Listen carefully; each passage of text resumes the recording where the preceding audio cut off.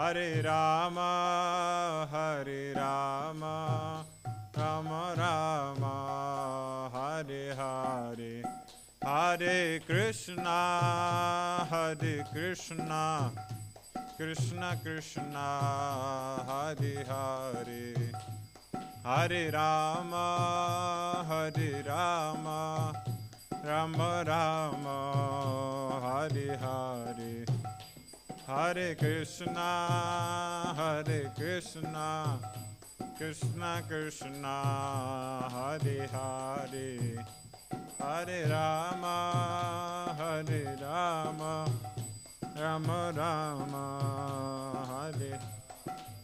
Jaya Prabhupada, Prabhupada, Prabhupada, Srila Prabhupada, Jaya Prabhupada, Prabhupada, Prabhupada, Srila Prabhupada, Jaya Srila Prabhupada ki.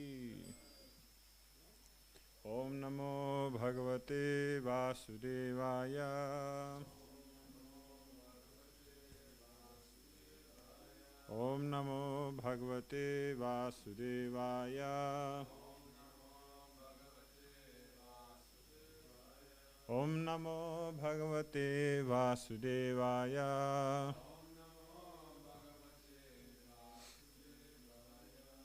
Reading from Śrīmad-Bhāgavatam, Canto 4, Chapter 8, Text 37. Padam Tribhuvano Trishtam Jigisho Sadhuvartma me Bruhyasmat Pitribhir Brahman Anyar Apyana Dishtitam Padam Tribhuvanot Krishtam Jigisho Sadhu Vartma me Bruhyasmat Pitribhir Brahman Anyar Apyana Dishtitam Padam Tribhuvanot Krishtam Jigisho Sadhu Vartma me Bruhyasmat Pitribhir Brahman Anyar Apyana Dishtitam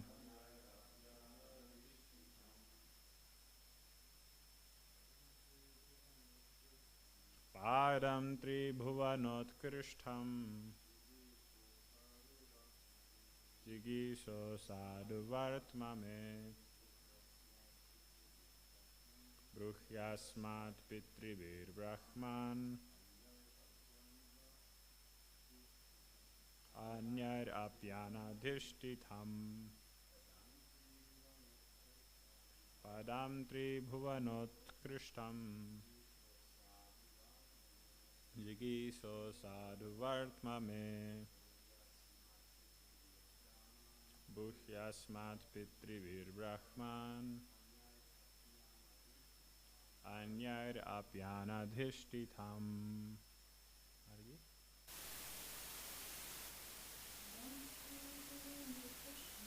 Padam Tribhuvanot Krishtam Jigisho Sadhu Vartma me Bruhyasmat Pitribhir Brahman Ajar Apyana Dishtitam. Word for word. Padam, position. Tribhuvana, the three worlds. Utkrishtam, the best. Jigisho, desirous. Sadhu, honest. Vartma, way. Me, unto me. Bruhi, please tell. Asmat, our. Pitribihi, by the forefathers. By the forefathers, the father and grandfather. Brahman, O great Brahmana. Anyaihi, by others. Api, even. Anadishtitam, not required. Translation. O learned Brahmana, I want to occupy a position more exalted than any yet achieved within the three worlds by anyone, even by my father and grandfathers. If you will oblige, kindly advise me of an honest path to follow, which I can achieve the goal of my life. Purport, by His Divine Grace. When Dhruva Maharaj refused to accept the Brahminical instructions of Narada Muni, naturally the next question would be what sort of an instruction he wanted. So even before Narada Muni asked, Dhruva Maharaj expressed his heartfelt desire. His father, of course, was the emperor of the entire world, and his grandfather, Lord Brahma, was the creator of the universe. Dhruva Maharaj expressed his desire to possess a kingdom better than those of his father and his grandfather. He frankly stated that he wanted a kingdom which had no competitor within the three worlds, namely the higher, the middle, and the lower planetary systems. The greatest personality within the universe is Lord Brahma, and Dhruva Maharaj wanted a position even greater than his. He wanted to take advantage of Narada Muni's presence because he knew very well that if Narada Muni, the greatest devotee of Lord Krishna, could bless him or show him the path, then certainly he would be able to occupy a more exalted position than any other person within the three worlds. Thus, he wanted help from Naradaji to achieve that position. Dhruva Maharaj wanted a position greater than that of Brahma. This is practically an impossible position, but by pleasing the Supreme Personality of Godhead, a devotee can achieve even the impossible. One particular point mentioned here is that Dhruva Maharaj wanted to occupy an exalted position not by hook or by crook, but by honest means. This indicates that if Krishna offered him such a position, then he would accept it. That is the nature of a devotee. He may desire material gain, but he accepts it only if Krishna offers it. Dhruva Maharaj was sorry to refuse the instructions of Narada Muni. Therefore, he requested him to be merciful to him in showing him a path by which he could fulfill his mind's desire. Srila Prabhupada ki. Narayanam namaskrityam naram chaiva narottamam devim saraswatim vyasam tato jayam udirayet mukam kuroti vachalam pangulam gayate girim yakripa tamaham vande Shri Gurum Dinatarinam Paramananda Madhavam Sri Chaitanya Meshwaram Namo Vishwabhidaya Krishnastaya Bhutale Srimate Indrinam Naswami Tinamine Namo Prabhupada Pridasaya Jagannatha Yatrananda Murtaye Bhakta Sukena Krishna Kirtane Narasimhena Rakshataya Namaha Vanchakapatrubhyascha Kripa Sindhu Yevacha Patitanam Pavanebhyo Vaishnavebhyo Namo Namaha. Jai. So today we have a very wonderful verse. In this chapter of Śrīmad-Bhāgavatam, there's a wonderful discussion between Narada Muni and Dhruva Maharaj. And of course we heard the pastime from before when Suruchi rebuked Dhruva Maharaj in such a harsh way, and then he being insulted, him being a Kshatriya, right, it really touched him, as it's stated in Shastra, for a Kshatriya, insult or dishonor is worse than death. So he felt so horrible, and him being such a great Kshatriya, right, he felt so dishonored and so insulted that he went to his mother, and first his mindset was revenge, right? And his mother, the first instruction she gave him was not to hurt or to injure anyone, right? But to fulfill his desire in another way. And so he made up his mind that he wanted a kingdom greater. And then his mother instructed him that the only person who can give that to you would be the Supreme Personality of Godhead. And so his mother in this way is his first guru. So him making up his mind in that way, he went to the forest, and he was so determined that Narada Muni came. And Narada Muni, as we mentioned in the previous class that I gave actually, was that he was testing him, right? Testing his determination. So he gave him many other paths, telling him that, you should give up this anger, you're just a young boy, go play, you should be meek and mild, right? Brahminical instructions, as Prabhupada points out in today's purport. He says that you should give up this anger, right? Chill out, go and play, be a kid. But Dhruva Maharaj, being determined in his desire, he refused those instructions humbly, but he refused those desires and saying that it doesn't please my heart. It doesn't touch me. I can't follow those instructions, right? So there's many different ways of looking at the situation. One way is looking at it that Narada Muni could at that point say, okay, I gave you my instructions, you didn't listen to them, go look for some other spiritual master who can instruct you in the proper way. But at the same time, Narada Muni, we can see that Narada Muni was testing him, right? Making sure that his desire to see the Lord was his only goal, right? He didn't have any other way that he would be so easily deterred from his goal of seeing the Lord. And so Narada Muni was testing him in that way. But Narada Muni could also, it's also the duty of the spiritual master to give an instruction to the disciple in such a way that the disciple takes it to heart. Right? It's kind of like when you're teaching a kid mathematics and you tell him 5 times 3 is 15.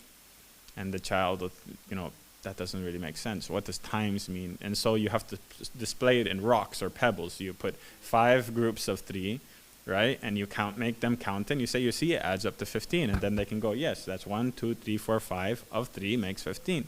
And so in one way or another, you have to break down the instruction or find another instruction or some other way for the child to really take it to heart so they understand. And so the guru or the leader or the spiritual master in that way, he needs to keep instructing the disciple until he finally understands, right? Repetition, sometimes it just takes many times that you hear it. Sometimes it's different wording. Sometimes it's different angles of getting to the same point. And that's why also the disciples, it's very important for the disciple when he's selecting his spiritual master that he selects someone who he can take his instructions to heart, right? It's not that different spiritual masters are necessarily on different levels or in like that. We shouldn't put ourselves in that position to differentiate.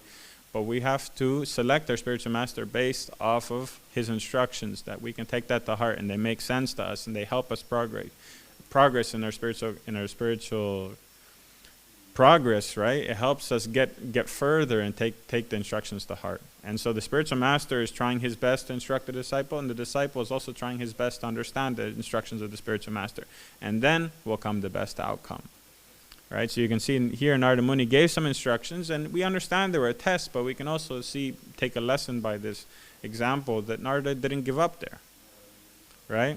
Dhruva Maharaj didn't give up either and say, okay, I understand what you're saying, but these don't really apply to me, so please go away. Right? And that's not what Dhruva Maharaj said. He continued to ask questions humbly and said, please show me a path that I can fulfill my desire. Right? Honest path, as Prabhupada points out in the purport, right? Honest path. He wasn't trying to just get the kingdom one way or another through niti and artha. No, he wanted to dharmically, properly, honestly endeavor and achieve it the proper way. This is a true Kshatriya, right? And so Narada, he continues to instruct him as we see further in this chapter, right? Another very important point that came out in this purport and in previous 2 purports also came out is something that I at least have been talking over a series of quite a few lectures, have been talking about material desires and approaching the Lord, right? That even if you have material desires, you should still approach the Lord. And Prabhupada in the 35th verse of this chapter, he says, the question raised here, the translation to this verse was that Dhruva Maharaj didn't see himself fit to follow the Brahminical instructions of Naradaji because he still was covered by material desires, right? And so Prabhupada points out in the purport that the question raised here is whether or not a person afflicted by material desires is fit to worship the Supreme Personality of Godhead. The answer is that everyone is fit to worship the Supreme Personality of Godhead, even if one has many material desires to fulfill. He should take to Krishna consciousness and worship the Supreme Lord Krishna, who is merciful, who is so merciful that he fulfills everyone's desires. Through this narration, it will become very clear that no one is barred from worshiping the Supreme Personality of Godhead, even if one has many material desires. Right? So there's no hard and fast rules, as Chaitanya Mahaprabhu says, to chant the holy name or to worship Krishna. We have a desire, we should only go to Krishna when we want that desire fulfilled. Right? And then on the 37th purport, this purport, Prabhupada at the end, he says one particular point mentioned here is that Dhruva Maharaj wanted to occupy the exalted position not by hook or by crook, but by honest means. This indicates that if Krishna offered him such a position, then only he would accept it. That is the nature of a devotee. He may desire material gain, but he accepts it only if Krishna offers it. Dhruva Maharaj was sorry to refuse the instructions of Narada Muni. Therefore, he requested him to be merciful to him by showing him a path by which he could fulfill his mind's desire. So Dhruva Maharaj, he's showing the perfect example of a devotee, that the devotee may have desires, but he only goes to Krishna. He can't see any other shelter besides the Lord. And so he doesn't want it from any other way. He doesn't want it through, artha, doing business and becoming wealthy, then, gaining power. He didn't want it through any other way. He wanted it only through Krishna. Only if Krishna gave it to him, then he would accept it. So Prabhupada is pointing out that he's showing the true example of a devotee. Only one person that you have to surrender to. Only that one person, only Krishna is the goal, his goal, and the only person he's going to go to for any problem he has. Right? He has no other shelter. So this conviction, this example is shown in many other places throughout Bhagavatam and also our Vaishnavacharyas. One very, very profound example is the story of Sudama Vipra, or Sudama Brahmana, right? The pastime of Sudama, he didn't have material desires, but he had a problem. He had a material problem. And so he was staying quite far away from Dwarka, and when he was living in such poverty, he himself was so self-satisfied that he didn't need any of this. But because his family, his wife, obliged him to please, why don't you go ask your best friend Krishna for some help? We're living in this, abject poverty. Our son is suffering so much, we're suffering. And the interesting point that Prabhupada points out is that both the wife and Sudama had no selfish desires. The wife was simply thinking of Sudama. That Sudama is, so starved, that he's so skinny, he's not healthy. And Sudama was thinking only of his family, that, my wife, she's suffering seeing me in this way, so I have to do something as a householder. Neither of them were thinking actually material desires. In the case of Dhruva Maharaj, he actually had a material desire. But in the condition of Sudama, he had no material desire, zero material desire. He simply wanted to solve the problem, right? And he was very happy, and his only goal was Krishna, right? That's the only person he thought of who could help him. And in Śrīmad-Bhāgavatam, it explains how far he had to walk to get to Dwarka. There were so many other pious kings he could have gone to and asked for help, but no, only Krishna was his goal. Right? He only, to satisfy that Brahmana for what Sudama needed to be satisfied and to be happy and be able to live a wealthy life, he could have approached anyone. He could have approached any merchant, any king on the way, anyone, but his only idea was Krishna. Right? And what did he think? The first thing he thought of, okay, I'm going to go see Krishna. What's the first thing he thought of? What am I going to take to Krishna? What can I give Krishna? He's going to ask for something? No. In his mind, he's thinking, I'm going to go see Krishna, my best friend, and I want to offer him something. And so the wife, also in that same state of mind, she begged from her neighbors a little bit of chipped rice, right? She had nothing in the house to give, so she went and begged specifically to go give Krishna. And they got a little bit of chira, chipped rice, and she tied it in a cloth, and Sudama threw it on his shoulder and went to see Krishna. And the whole way he's thinking, I'm going to get to see Krishna, I can't, my best friend, and thinking of the pastimes they shared together and the pastimes of Krishna. Never on the way was he thinking, okay, I'm going to get this, I'm going to get that. He's just thinking about, I can't wait to see Krishna. So he gets there and he sees Krishna. Krishna immediately, right, Krishna was in the Jai, Nrsimha Bhagwan ki Jai. Right, so he gets there and and Krishna is in the palace with Rukmini. And immediately Krishna sees Sudama, he completely forgets about Rukmini and goes and starts serving Sudama. Brings him, sits him on the bed, washes his feet, does full arti to Sudama, and everyone in the palace is wondering, who is this person that Krishna completely is ignoring Rukmini? And Rukmini, there's different parts of the pastime, but Rukmini also started fanning him with a chamara, right? And so they start discussing their pastimes, how they shared their time in Sandipani Muni's ashram, all the pastime they shared in his service, the difficulties they went through, and they're talking throughout the night. So then later, right, when they just finished having such wonderful time together, and they're both so much in ecstasy, Krishna noticed that he has that bag over his shoulder, and so he said, "What did you bring me? I see you brought me something. What did you bring me?" And Sudama was like, "Oh, no, it's nothing. He didn't want to give the Lord it because he realized that it's not worthy, right? This big king in this huge palace, and he has some old chipped rice, in a little towel, in a little, cloth bag. How can he offer that to Krishna? And Krishna was so eager, he put his hand inside and took some rice and ate it, and was so happy. He shared it with Rukmini, right? So pleased was the Lord. In this connection, there's in his future birth, Sudama, he was born as Shuklambara Brahmachari in Chaitanya Mahaprabhu's pastime. Right? He was born as Shuklambara Brahmachari, and the same exact pastime happened. Shuklambara Brahmachari was such a dedicated devotee, and all he had was a little mud hut next to the Ganga.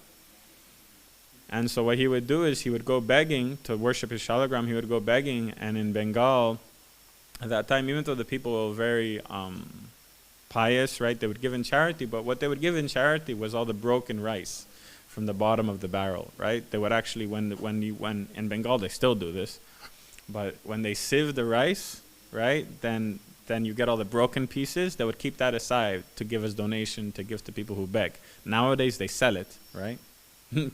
More profit. They're not going to let anything escape. But in the past, that was known. That was like for donation.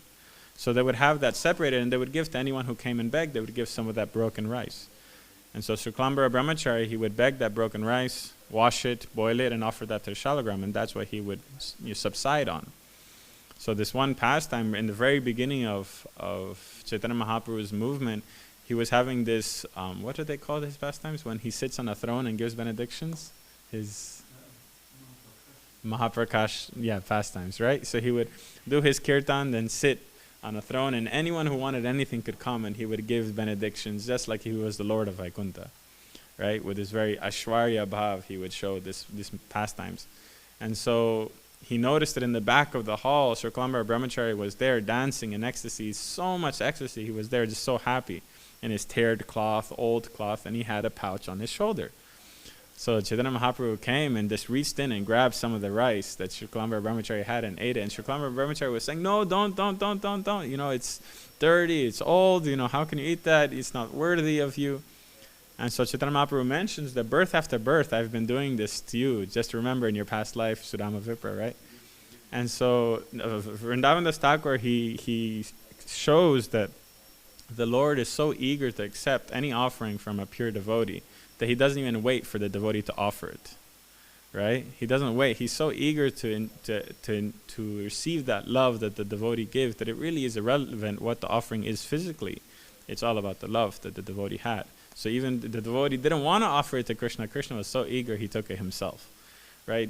And I just thought of a connection to this. Is one time Prabhupada, he was watching, they made like a little video of the temple, and one of the shots was that Yamuna Mataji was frying puris, and the puris are puffing nicely in the oil. And Prabhupada, he was watching, and he was so pleased, he reached out like at the screen, and he was like, hum, hum, he did like that.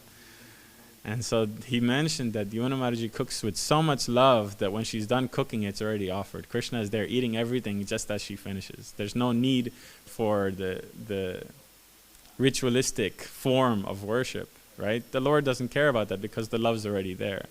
We, of course, cannot imitate that, It's like, okay, I'm done cooking, I can eat. No, it's all about the Lord. So we need to go through the rituals, the mudras, the mantras, everything to offer to the Lord. But the Lord doesn't need that when it's offered with pure love, when it's made with pure love. So receiving the pure love of Sudama and his wife in the chipped rice, he was so happy, so pleased.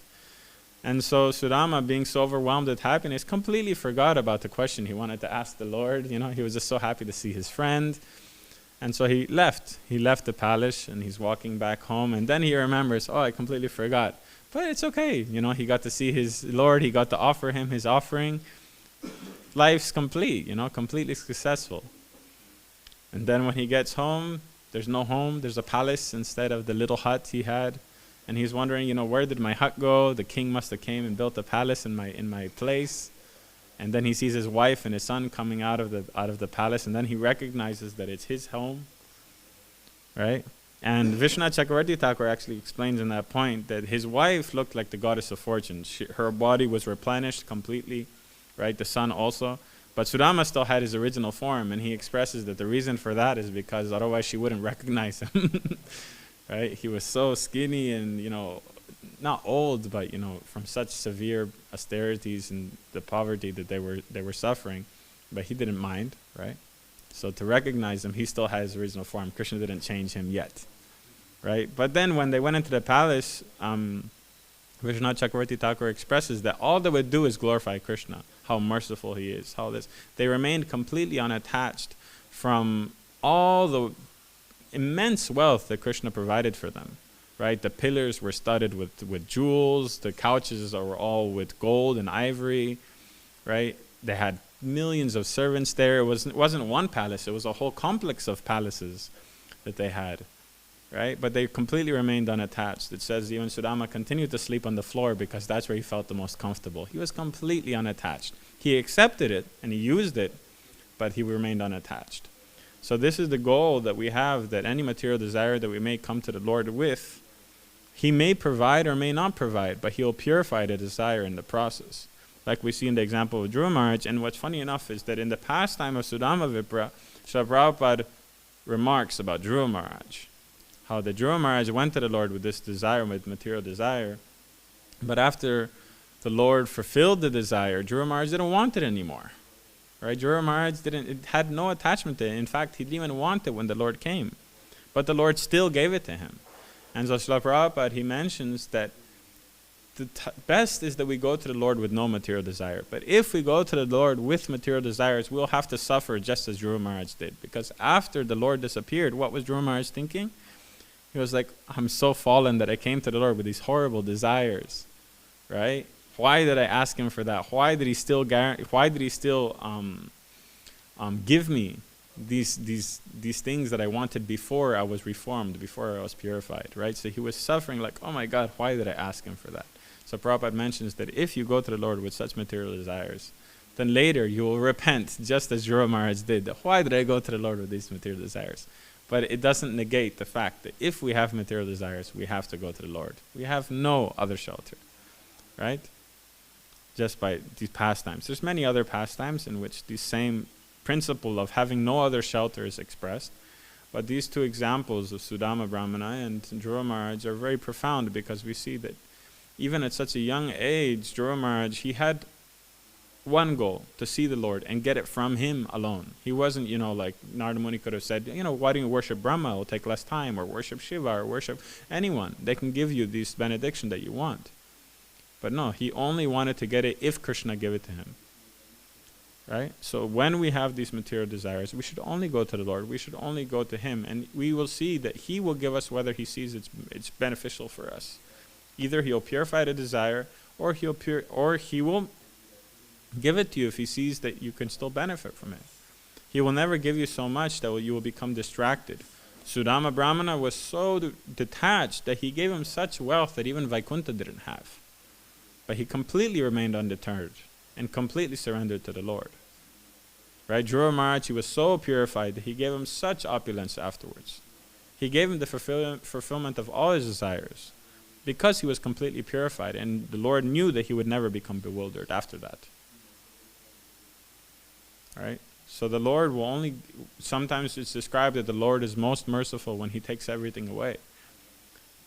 But that's because the Lord knows that if he gave it to you, you would still be attached. You would still be bewildered. But when he's even more merciful, because he understands that the devotee is completely unattached, he's so eager to facilitate the situation of the devotee that he will give everything the devotee needs. Right? The example is also given that in the case of Jada Bharat, he didn't want anything. He acted like a fool on purpose because he didn't want to talk to anyone. Right? He didn't want to interact with anyone. He was like, okay, I'm an idiot. Don't bother me. Don't mess with me. Just let me be and enjoy the bliss of Krishna Kirtan. Right? So the Lord didn't give anything to Jada Bharat because he really didn't want it.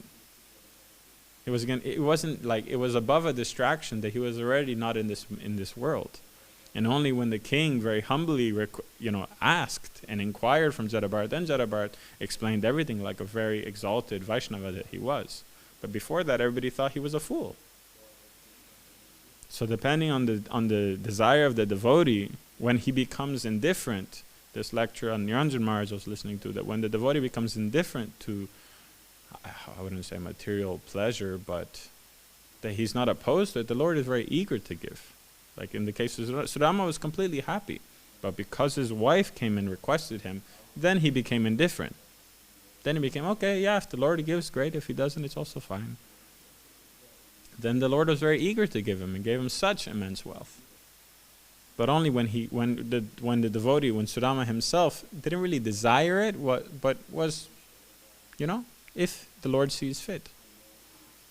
So when that thought came to Sudama, then the Lord was very eager to give. But before that, no. Right?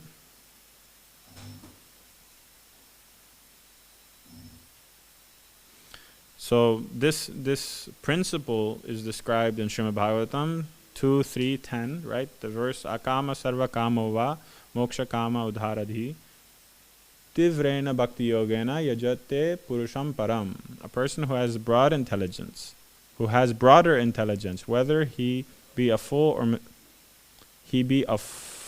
of material desires or without any material desires or desiring liberation, must by all means worship the Supreme Whole, the personality of Godhead. Right?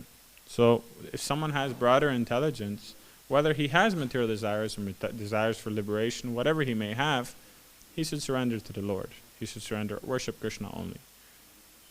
Then he will have this fulfillment of all his desires, and not only that, when he receives the benefit of his desires or the accomplishment of his desires, the Lord will also give him the ability to become purified from that desire, to be purified from that attachment that he has. Yeah? So it's a very wonderful chapter we're reading. There's many benefits of the story of Dhruva Maharaj, and there's so many benedictions that are given at the end. It talks about if you recite this at a certain time, a certain place, then different things happen. But there's a reason why all these pastimes are in Śrīmad-Bhāgavatam, because they all give us the idea that the Lord is the only shelter, the Lord is the only goal. And of all the different processes or all the different pastimes of the Lord, what is the highest? Braj pastimes are described in the 10th canto. Right? So it's all steps. It's all taking us understanding the uselessness of this material world, how we should guide ourselves through this by the example of so many different devotees and their situations, their pastimes. Like the first canto is all about the Pandavas, right? What happened after Kurukshetra, the disappearance of Krishna, all the omens the Yudhishthira Maharaj had, right? There's that pastime when Arjuna came back from Dwarka. I think it's the 16th chapter, I think. He came back from Dwarka, and Yudhishthira Maharaj, already before Arjuna came, he's asking Bhima, I see all these omens, this, right? And then Arjuna comes, and Yudhishthira Maharaj knows the answer, but he does not want to ask if Krishna left this world. So he goes through 15 verses describing all the different omens and describing that did this happen? Is it because of this? Is it because of that? He sees Arjuna is so upset and dejected, right? And so he's like, is it because of this? Is it because of that? Were you not able to give in charity? Were you defeated by an inferior foe or someone of equal stature? And goes through a long list until finally he just gives up and says, did something happen to Krishna? So he did not want to ask. He was so heartbroken that he didn't want to ask. So even after the Kurukshetra, they got the fulfillment of their desire, to have the kingdom, to be unrivaled, but they didn't want it by that time. Right? They didn't want it. They didn't want anything to do with it. But Krishna still gave it to them. They had him as their only shelter. And Krishna still gave it to them even after all that. Yeah. So we can take their example, and if we have some desires or whatever situation we may be, we should turn to the Lord as our shelter, turn to Him to fix the problem. We have no other shelter. And whatever He does is perfect. And in the process of devotional service, we'll realize that. And so we remain unattached. We can become unattached to whatever desire we had and the result of that desire. And in that way progress even further in Krishna consciousness. Yeah? So I'll finish there. If there's any comments or questions, it would be wonderful. So many comments and questions.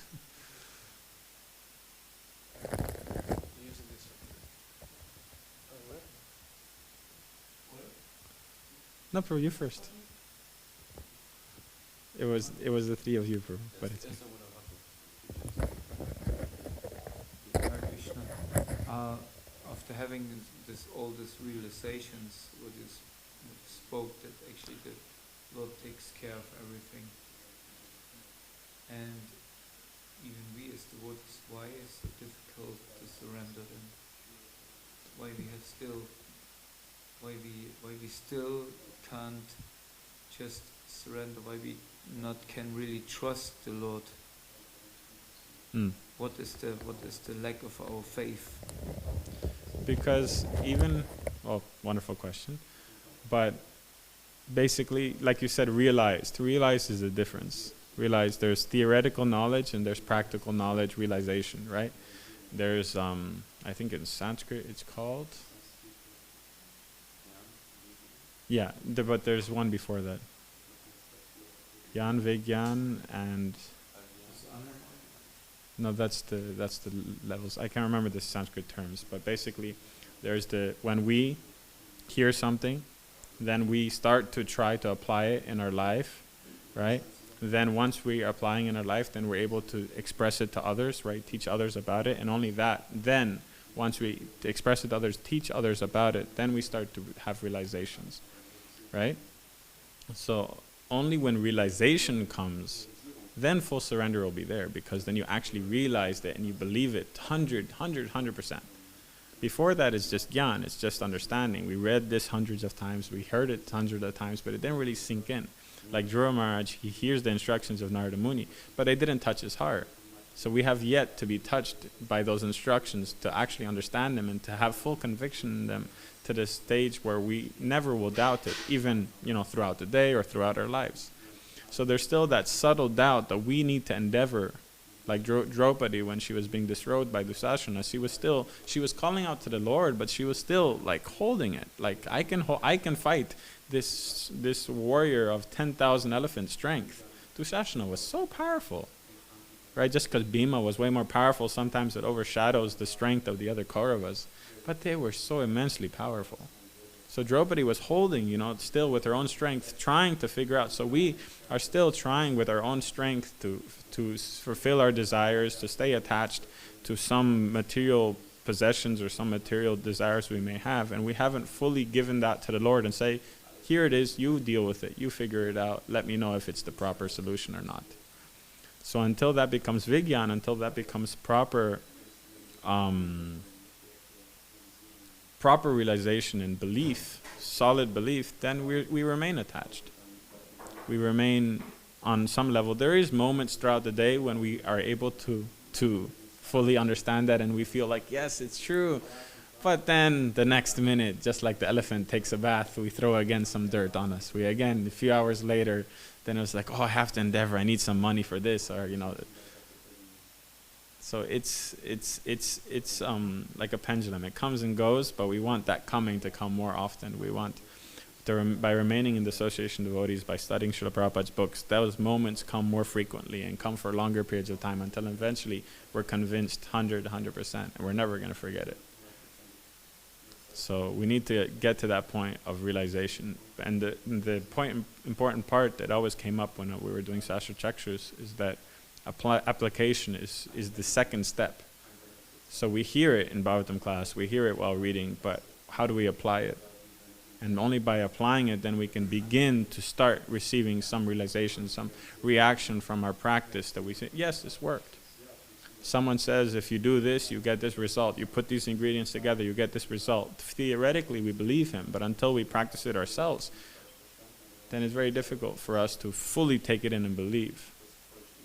Right? And there's the three types of students. Well, there's a fourth type, but three types of students. Those who hear about something and understand it, those who see something happen and understand it, and those who have to feel it. They themselves, right? You tell someone, don't touch fire, it burns. Okay, I believe you. Another person says, don't touch fire, it burns. He sees someone touch fire, they get burnt. I understand, it burns. Someone else, don't touch fire. I don't believe you. He touches fire, he gets burnt.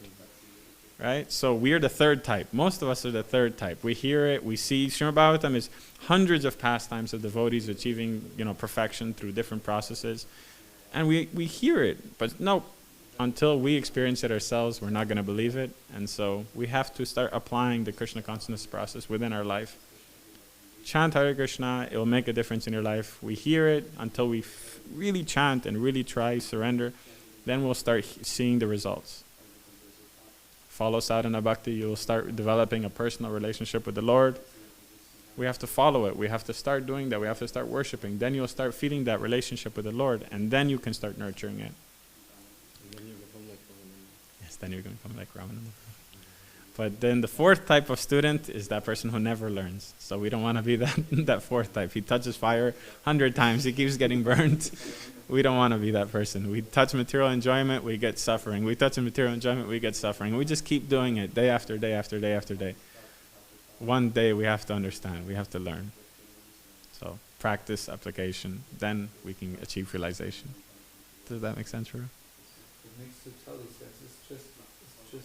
I just feel a little bit bewildered sometimes, because when we more or less, after, let's say, a person lived for a while in a temple, and then he's not happy anymore because mainly of desires, of some unfulfilled desires, and he want to leave the association of devotees and try it by himself.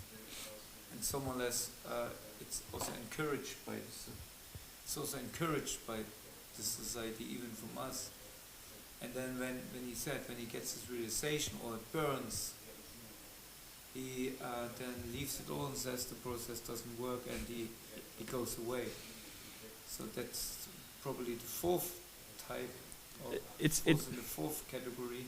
But it's a sad happening. I really think that happens because of lack of guidance. What? Guidance. It's so important. Guru Nishtha is the first quality of a devotee, and so the guru, having given permission, you're saying the society, but that person hasn't really. When it happens to that person, is because he really didn't accept someone as a spiritual master, or someone as a shiksha guru who can. So even when he goes and he tries enjoying material enjoyment and he suffers, he will still go to that person for assistance, for help, for understanding. And so through that person's guidance, he can help him learn from his lessons, from the suffering that he had to endure because of his desires, and then turn him again on the proper path. Because if you don't have that person that can help you in good times or in bad times, and you're willing to go to him, doesn't matter what the degree of the problem is, then devotees tell him, go enjoy, you don't want to be here, go enjoy. Then he goes and enjoys, he suffers, and then he has no one to go to. There's no one to turn to help him learn from the lessons that he learned. Right? So having a guru, or having someone that you have that you can confide in, that you can ask questions when something goes wrong. It's like a father, right? The father says, don't touch the fire. The child still touches fire, gets burnt. What does the father do? Yeah, good, it burned you, good. No. Oh, I'm so sorry, come, I'll help you, I'll cure, I'll put a Band-Aid, whatever is necessary. So he still cares for the desire for the child, even after the child neglected his instruction, suffered the result of the instruction, but the father still is there to care for him. So that's how the child will learn. That's how the child won't become bitter. That's how the child won't become remorse.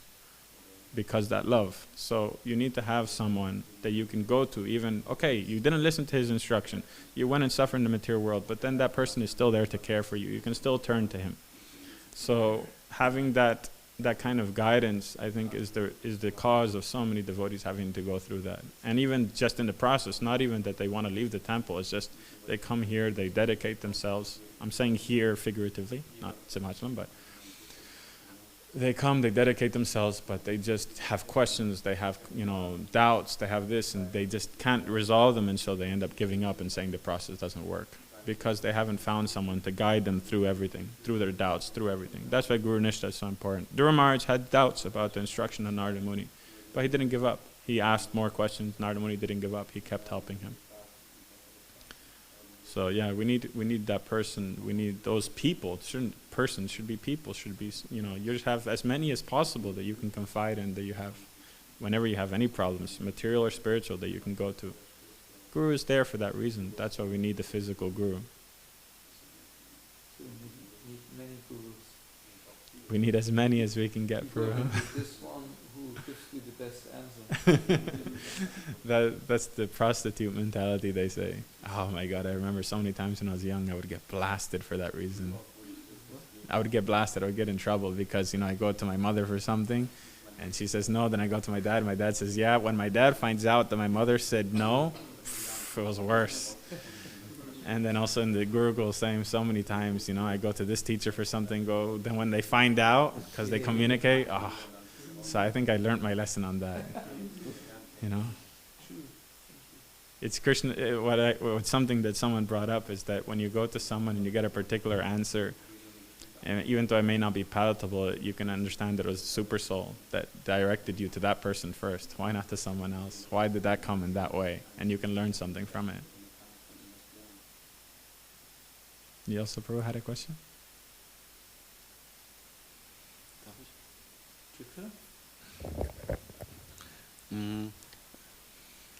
From a different point of view, maybe it's the same topic, but I had this on my mind, thinking of someone also, that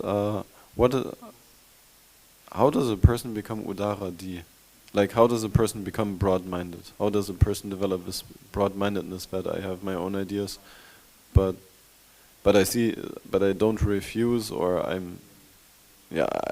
don't refuse to see the bigger picture.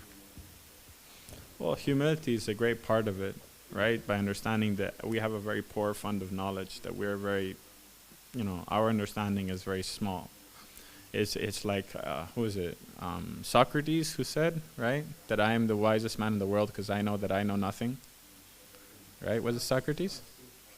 Right? I think it was him. It was either him or Aristotle, right? He says, I am the most knowledgeable person in the world because I know that I know nothing. Right? So the closer, I was in the class yesterday of Gurudev, Nirjumna Swami. He was talking about that people say, I'm so powerful, I can conquer, I can climb up, Everest, let's go. And when they get to the base camp and they see the size of Everest, then they become humble. Then they understand that, whoa, it was all talk, right? And so the more someone knows, the more humble one becomes, because he understands that really there's so much more he has to understand and so much more he has to progress. And so when we feel ourselves getting very closed mind and we're not understanding and we're not hearing what people have to say, it's because we're becoming more and more ignorant. We're becoming more and more stuck on our own desire, our own fulfillment. Like Ramananda Prabhu says that when we have a desire, we'll go to the person who gives us the fulfillment of that desire, because we're so stuck on we don't want to hear that it's not good for us. We don't want to hear anything about it. We just want the fulfillment, right? And so when we become disturbed by other people's advice and not able to hear it, is because then we're becoming more and more ignorant and closed-minded in that way. So we have to become more humble and understand that everyone has something they can teach us, doesn't matter who, right? And if it's not from them personally, if we have a difficulty accepting it from that person because we may have some difference of opinion in some other matters, or we don't like the person personally, right? Then we can always take it that Paramahamsa is saying something, the Super Soul is saying something through that person. What can I learn? And that cultivation of willingness to learn from everyone, to take good advice from anyone and everywhere, makes us more humble and makes us more eager to learn, makes us more eager to understand. Yeah, so I think cultivating, in Hitopadesh it's described that there's different animals that you can learn from, right? There's different people, different examples that you can take. In the brahmachari, there's a few different animals that are given for the brahmachari. I can't remember all of them.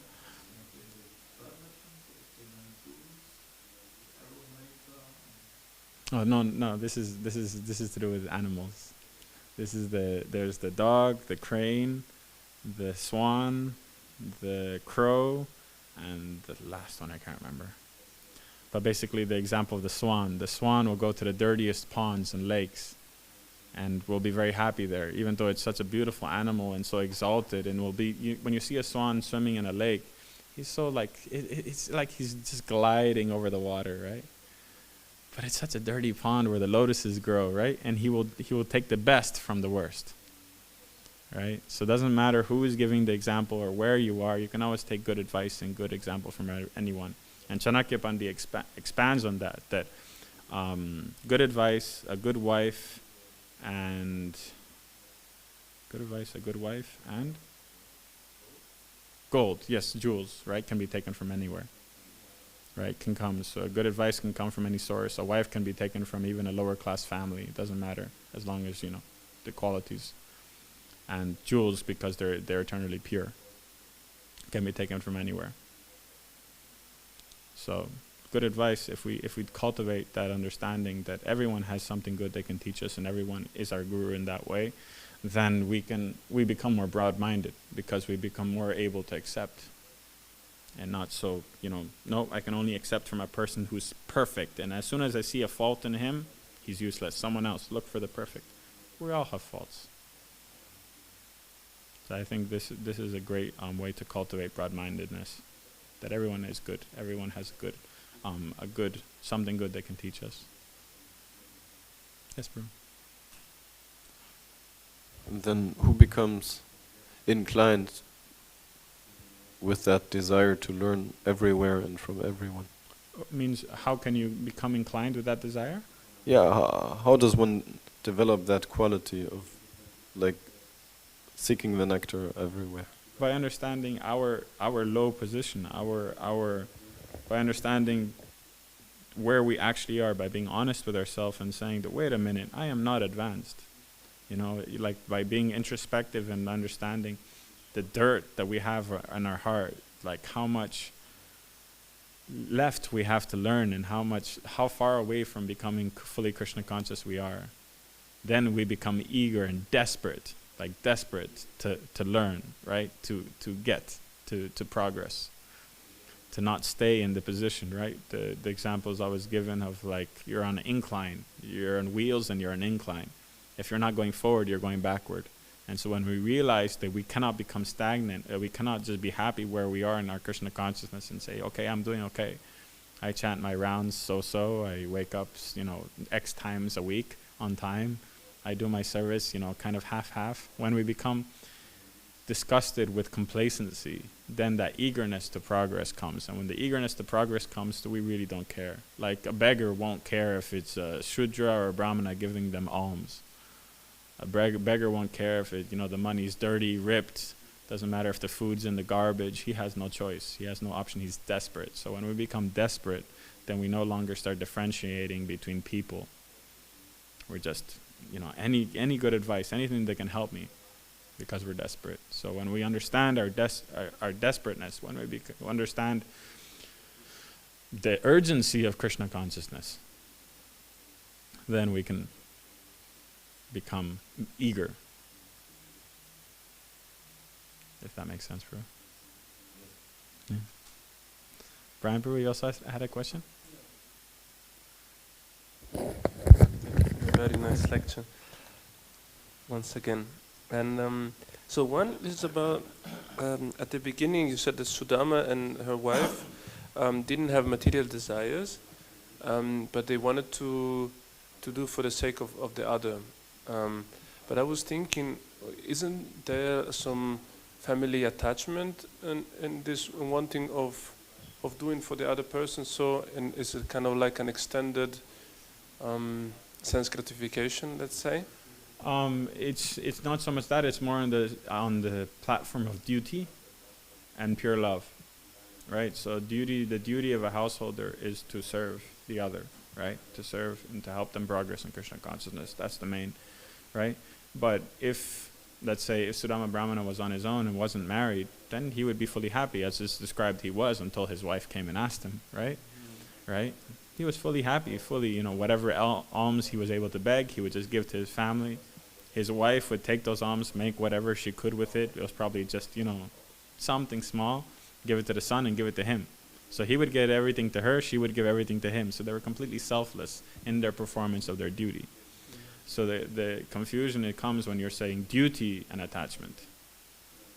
Right? No, there's duty. You do it. You're continuing. And so if within the duty you have some responsibilities or some obligations, that doesn't mean that you're attached to it. It means you're performing your duty. Right now he was in the situation of a grihasta. He had his obligation or duties to perform. He can do that without attachment, as Krishna says in Bhagavad Gita. Perform your duties without attachment to the result. Does that mean that you don't go begging? Does that mean you don't cook? No, your duty is to cook, to beg, to provide for your family, but do it without attachment. Right, so Krishna very clearly puts it in Bhagavad Gita. It couldn't be more clear. Right, perform your duties without attachment. So in this case, they were performing their duties as a wife perfectly and as a husband perfectly. she came with the idea. He was very eager already to go see Krishna. He has been longing to see Krishna, and so he took the opportunity to go see Krishna. So it's just an excuse, oh, my wife gave me permission to go. So yay, bye-bye, let's go see Krishna. It was just another opportunity for him to fulfill that desire he had. Yeah, to go hang out with his friend. So he was so happy, Wife finally gave permission. Go have a boys' night. I have another. Thank you. Yeah, I have another little question. So you said the Guru Nishta is the first quality of a devotee. I wanted to ask where it come from and what are the other qualities. The other qualities of devotee. Well, there's so many qualities as described in Nectar of Devotion, Nectar of Instruction, right? There's so many qualities, but it's the principle and most predominant, right? There's the qualities. Most important quality of a Vaishnava, right, is surrender unto the Lord, right?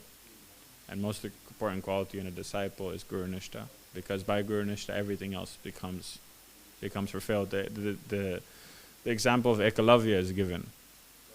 Ekalavya, you know Ekalavya? Ekalavya was the prince of the Nishada caste. Nishada is the lower caste, untouchables. But he was still a prince. They still had kingdoms and everything, as described in Ramayana, right? And he was eager to learn from Dronacharya, very eager to learn from Dronacharya. And so he approached Dronacharya, and Dronacharya said, I cannot teach you, you're Nishada, right? But he still had that firm faith in Guru.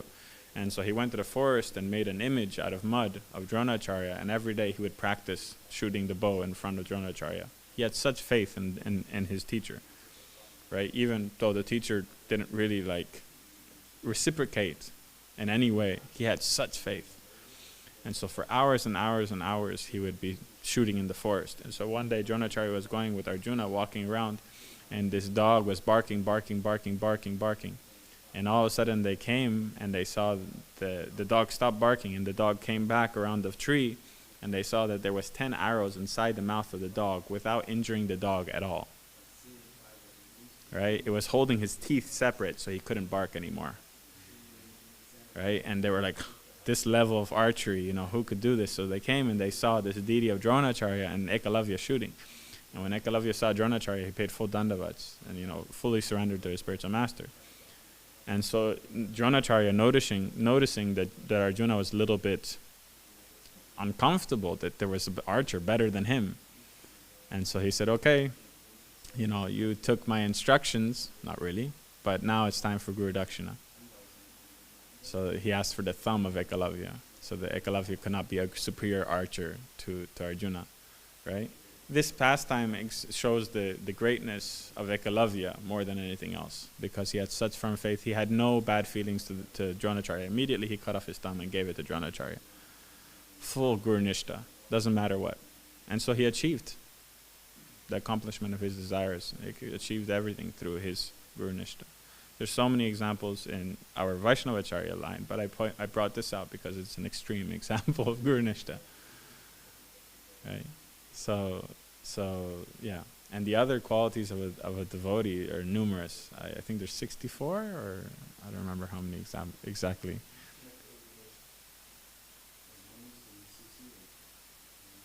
Yeah, but it's Nectar Devotion or Nectar Instruction? I'm confusing the two. Devotion, the qualities of a devotee. Yeah, so they're there. You can go through. But Guru Nishta is shown as the best, the most important for a disciple, because through that, everything else. If he starts to doubt his guru, then he won't go to his guru with his problems. He won't go to the guru with his doubts. He won't accept to heart what the guru has to say. When he has full conviction, just like Dhruva Maharaj had in Narada Muni, he was convinced that Narada Muni was a pure devotee, and so he could give him the path. And so he kept persisting. No, give me a path, give me a way, don't give up on me. And so that full surrender gave him the ability to continue asking, to continue expressing his doubts. And the Guru Singh, Guru Nishta, and someone, there's no, I've taught a lot, in my time, I've taught a lot, and there's no better feeling than a student who wants to learn, who really listens and who accepts. It's amazing.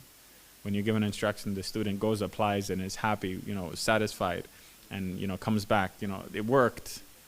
Doesn't matter what it is. When you teach someone how to read for the first time, when you teach them how to do mathematics for the first time, it's such a good feeling. So that when you have a disciple like that, who's surrendered and dedicated, I mean, the example is given of Srinivasacharya and Ramachandra Kaviraj.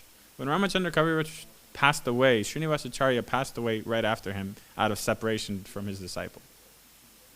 Ramachandra Kaviraj was a disciple of Srinivasacharya. And when Ramachandra Kaviraj passed away, that doesn't describe exactly how, Srinivasacharya out of separation passed away.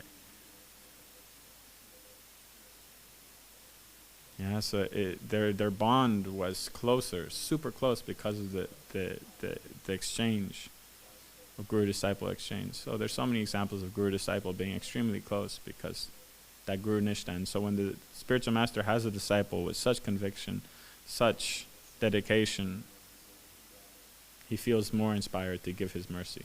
So guru nishta is the fulfillment of all the disciples' desires. So to cultivate guru nishta should be our main goal. Yes, bro. Where Nishta comes from. And it's a funny thing. And I think Guru Nishta sticks actually with the soul. It's a principle in the universe. So we have the soul always is connected to this Guru principle, because otherwise, it engages. It gives activity, it gives direction for the soul. Otherwise, we would hang in the universe. So we have this principle always there, and as soon this principle is applied, it works out. It's like with any master. You want to know anything, you need a master. And you follow this master, then it works, and then it's around. Yeah. Then the principle is always there. So I think it's implied in the universe. Therefore, we have Balaram, Nityananda as the Guru Tattva, as we say. So the soul cannot be separated actually from the Guru Nishta principle, because then it's lost. Yeah. Yeah, very good point, Prabhu. Yeah, absolutely. Absolutely. Absolutely. Guru Nishta, the super soul is always there, right? Paramahamsa is always there directing the soul. And so we always have that guru-disciple relationship, whether we acknowledge it or not. And by practice, by cultivation, that becomes stronger. Yesterday in a podcast, actually, by Amras, there was some devotee, he said that his guru told him, I kicked out the Paramatma out of your heart and I sit now there. It's a radical statement, but kind of, because you said the Paramatma guides you, and then this is taken over by the guru principle. Yeah. No? Yeah. That's true.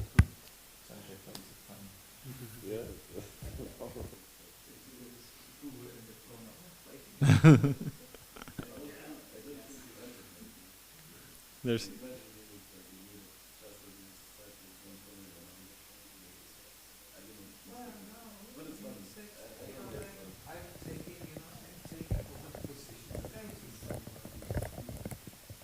yeah. The guru is a divine principle. It's not that the guru is, I would say, puffed up or something like that. No, he knows that's a principle. Yeah. Yeah. I mean, there's so many. Yeah.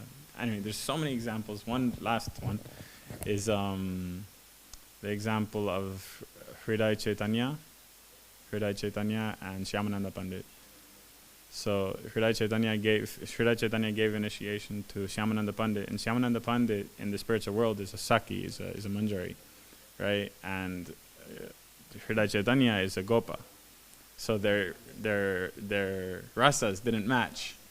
And so after Shyamananda Pandit had his interaction with Radharani, received his tilak and was chanting the Radha mantra, then when Radharani gave him that initiation, she told him that if ever Hridaya Chaitanya, rebukes you for following this Saki Bhav, then tell him that even the Gopas sometimes assist Krishna in meeting the gopis. So you're not doing anything wrong. You're assisting Krishna with meeting the gopis, just like his guru did. Right? So later on, when Hridaya Chaitanya brought this point up, how can you follow a different bhav than your Guru Maharaj? You're doing Guru Parad. Then he told him that Radharani said this. And so this is a funny pastime like that. And then also on the later pastime, or the same pastime, after hearing that from Shyamananda Pandit, Hriday Chaitanya, he hit him with a stick 3 times. Hit him with a stick. And devotees came to stop. Hriday Chaitanya said, stop, what are you doing? And so Shyamananda Pandit went and told the devotees, hey, don't correct my spiritual master. He cannot do anything wrong. There's nothing he can do that's wrong, so please don't correct my spiritual master. Full conviction. And not only that, he glorified his spiritual master. He said, today is my most fortunate day because my spiritual master has accepted me as his property. Has accepted me fully as his property, fully, with no hesitation. He's dealing with me just like I'm completely his. And so he felt very blessed on that day. And then that night, Hriday Chaitanya had a dream where Radharani came and got in his case. Anyway, its pastime continues, but Guru-disciple relationship is very far out. Guru-nishta, full firm faith. Jai. So we'll finish there. Śrīmad-Bhāgavatam ki, Dhruva Maharaj ki, Jai Nitai Gaura Premanandi. Hari Hari Bol.